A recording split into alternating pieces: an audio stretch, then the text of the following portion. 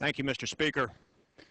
The women of Iran are inspiring people around the world, leading in the cause and fight for freedom. They have taken to the streets by the thousands because of the fraudulent government elections and repressive government subjugation. They are giving even men courage to protest. The New York Times ran an eyewitness report recently saying, quote, "For days now, I've seen women urging less courageous men on. I've seen them getting beaten and even return to the fray. Women shout at the men to get up, speak out against government oppression." Untold numbers of Iranian women have been arrested. Shadi Sadar is a journalist, lawyer, and a human rights activist. She was last seen Friday, July the 17th, on her way to prayer. She was seen struggling with government henchmen as they beat her and dragged her into a car. Shadi managed to break away for a few moments, but she was chased down, beaten with batons, and taken to prison in Tehran to keep her voice silent. She is jailed this very night as we assemble here in this cradle of liberty.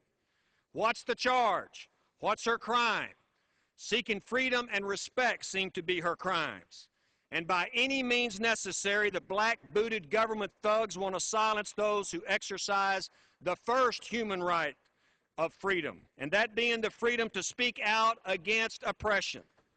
As a lawyer, Shadi represents Iranian activists and journalists. She has won cases for several women sentenced to be executed for violation of religious laws, and those convictions have been overturned. She is also involved in Women's Field, a group defending women's rights in Iran, including the Stop Stoning Forever campaign.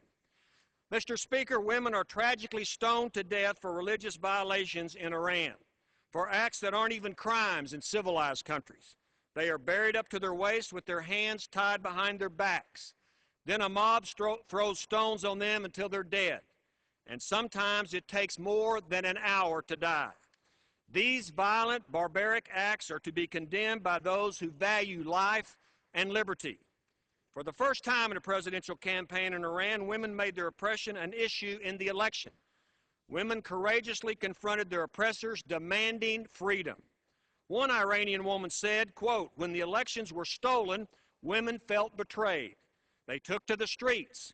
Images of security forces beating up unarmed, innocent women were shocking and fueled their anger. At times, the number of women exceeded the number of men in protests." One protester told reporters, "We don't sit in the corner and wait for the men to make change. We do it. We are the mothers of Iran." You see, Mr. Speaker, women in Iran have been fighting for dignity and respect for over 30 years. Mr. Speaker, these mothers of Iran have true courage, the kind of courage that comes from standing for truth over government lies, the kind of courage that comes from fighting for freedom against tyranny. It's been said, tyranny is when the people fear the government. Freedom is when the government fears the people.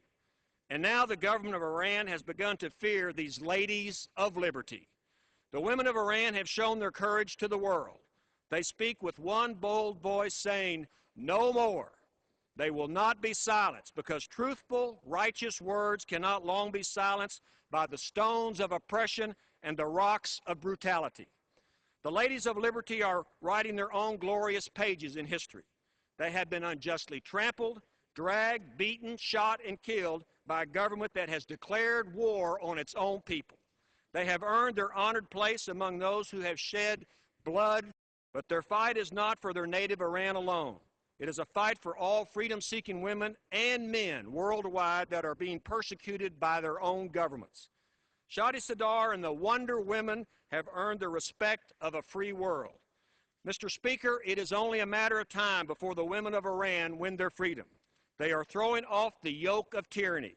With every step they take, they move closer to the day that liberty will be theirs. When they are successful in liberating their country from tyranny, Iran and the world will be safer. Their cause is righteous and their actions are just. And that's just the way it is. I yield back.